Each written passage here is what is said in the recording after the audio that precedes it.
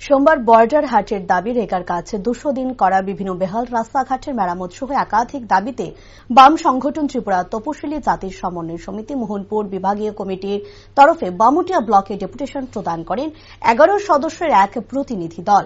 এই দলের নেতৃত্বে ছিলেন 3 নং বামুটিয়া বিধানসভার বিধায়ক নয়ন সরকার, ত্রিপুরা তপশিলি জাতির সমন্বয় সমিতির সভাপতি রেবতী দাস, সম্পাদক দিলীপ দাস, প্রাক্তন ব্লক পঞ্চায়েত সমিতির চেয়ারম্যান খোকন দেবনাথ সহ অন্যান্যরা। এবং এই ডেপুটেশন ও গায়েব বামুটিয়া ব্লকের ভিডিও, তাই তাদের দাবি সনদ তুলে দেন অতিরিক্ত ভিডিও সৈফুদ্দিন আহমেদের হাতে। এবং সংবাদ মাধ্যমের মুখোমুখি হয়ে বিস্তারিত জানান তপশিলি জাতির সমন্বয় সমিতির মোহনপুর বিভাগীয় কমিটির সম্পাদক দিলীপ দাস।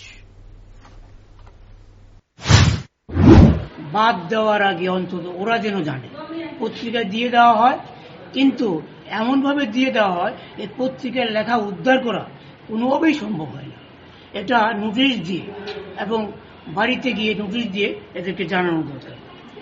এবং প্রত্যেকটা পঞ্চায়েত এলাকায় পানীয় জল, এটা একটা বিরাট ইস্যু।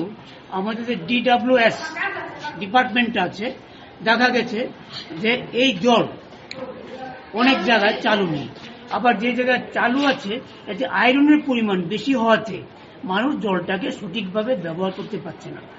অনেকে বিভিন্ন জায়গা থেকে লোন নিয়ে, ওই আশীর্বাদ, তারপর বিভিন্ন সংস্থা থেকে লোন নিয়ে দিয়ে এরা করে কি অনেক সময় নিজেরা বসায়। আমরা বলছি যে এটাকে ব্লকের তরফ থেকে তদবির করার জন্য।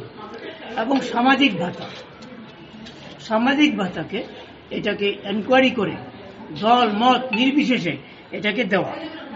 এবং বামুটিয়া এলাকার মধ্যে আমাদের যারা বর্গা চাষি আছে তারা যেন কৃষক সম্মান নিধি পায়।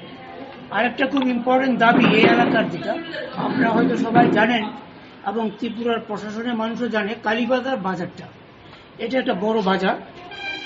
এই বাজারে কিছু শেড নির্মাণ হবে এবং তার কনস্ট্রাকশন হবে, কিন্তু কনস্ট্রাকশনটা করতে বিভিন্ন দপ্তর আছে, দপ্তরগুলো এস্টিমেট করা ইত্যাদি করা তার দেরি করে ফেলছে।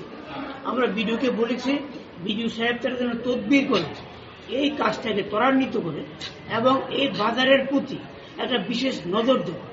কয়েক হাজার ব্যবসায়ী জড়িত, কয়েক হাজার পরিবার জড়িত এর সাথে, এবং গোটা এলাকার মানুষ এখানে বেচা বিক্রি করেন, সবজি থেকে আরম্ভ করে সবকিছু।